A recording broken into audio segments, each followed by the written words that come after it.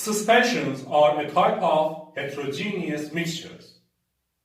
In general chemistry and its course books, it is common to discuss solutions, colloids, and suspensions as three different types of mixtures, where solutions are homogeneous mixtures on a molecular level, while colloids and suspensions are heterogeneous mixtures.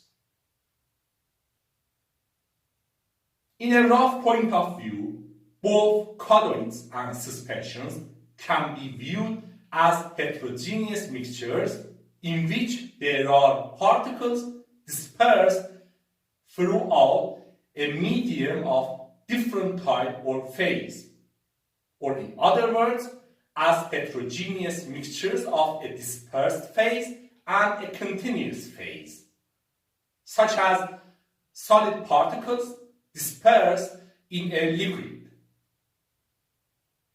So, while for solutions we have dissolution of solutes in the solvent with the formation of one new homogeneous phase, for colloids and suspensions we have dispersion of one phase into another without formation of one new homogeneous phase. Colloids and suspensions differ with each other in their general characteristics, mainly due to differences in sizes of their dispersed particles. While in colloids, particles dispersed in a medium have, at least in one direction, a dimension roughly between 1 nanometer and 1 micrometer. In the case of suspensions, particles are usually larger than 1 micrometer. Therefore, particles of a suspension can easily be seen by an optical microscope. Also, in many cases, particles of a suspension are large enough to be seen by the naked eye. It is also good to note that we can consider heterogeneous mixtures, such as a mixture of different solid objects, which are neither a colloid nor a suspension. It is easy to find examples of suspensions around us, or even produce them. For example, we can stir some sand into liquid water to obtain a suspension of sand in water, in which sand particles are not dissolved, but just dispersed throughout, and in which sand particles are the dispersed phase and the liquid water is the continuous phase. In fact, possibility of observation of individual sand particles ensures us that dispersed particles are large enough and we have a suspension rather than a colloid or solution. Although sand particles might be distributed evenly in such suspensions, it will still be a heterogeneous mixture and not a homogeneous mixture, as it is not uniform on a molecular level throughout, and we don't have same small aggregates of atoms, ions, or molecules all over. Also, such suspensions of sand in water will be temporary, as due to differences between densities of sand particles and water, under Earth's gravity, sand particles will settle down and separate from liquid water. So eventually, we will not have dispersion of sand particles in liquid water. Therefore, we will not have a suspension of sand in water. We can discuss similarly for stirring soil, flour, or chalk into liquid water as other examples of suspensions. For instance, muddy water is a common example of suspensions. As another example, we can consider milk of magnesia, which is a white suspension of hydrated magnesium carbonate in liquid water, used as an antacid or laxative, and needs to be shaken well before use.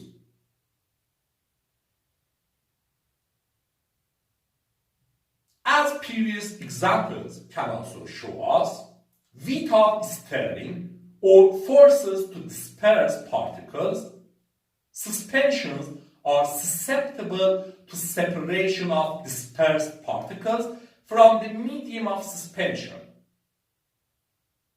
In suspensions, dispersed particles are large and different from the surrounding medium. Therefore, they easily separate from the fluid in which they are dispersed.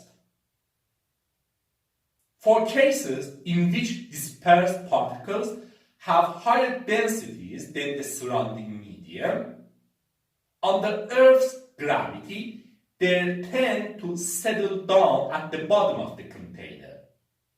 While for cases in which dispersed particles have lower densities than the surrounding continuous phase, they tend to gather at the top of the continuous phase and float on it. For a special case of equal densities, there will be no such tendencies. It is also good to consider, after separation of dispersed particles from their continuous phase, it is not common to consider such mixtures as suspensions. Or in other words, we have suspensions as far as we have dispersion of particles in a continuous phase. Besides heterogeneity, dispersed large particles, and their tendency to separate, we can consider other characteristics for suspensions, where such characteristics are generally because of heterogeneity and large particles of suspensions.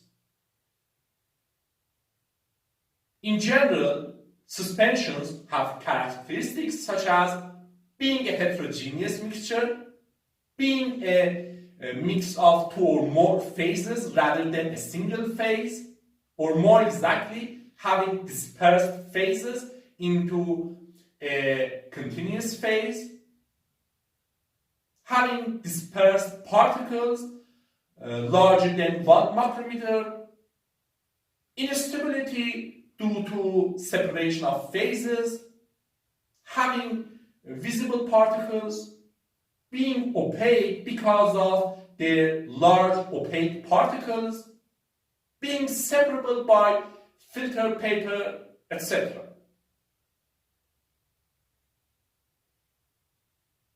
As we can see, heterogeneity, dispersed large particles, and their tendency to separate are common important characteristics of suspensions, based on which suspensions can be described or defined.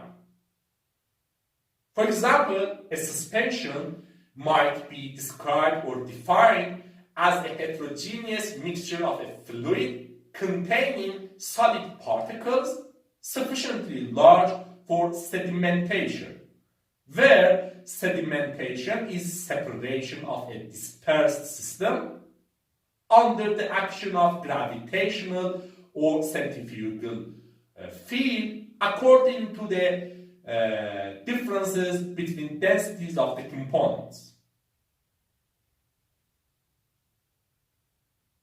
IUPAC, in its Goldbook version 2.3.3, defines a suspension as a liquid in which solid particles are dispersed.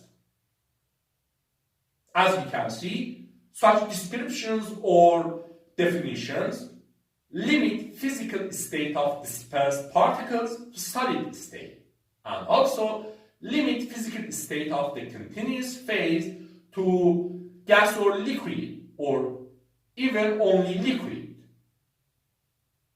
However, in a broader point of view, we might ignore such restrictions and consider any physical state for both dispersed and continuous phases. Or in other words, we might see suspensions as any heterogeneous mixture with dispersed large particles in a continuous different medium or phase. In this regard, we will have different possibilities as follows. Solid particles dispersed in a gas such as dusty air. Liquid particles or droplets dispersed in a gas such as liquid water sprayed into the air.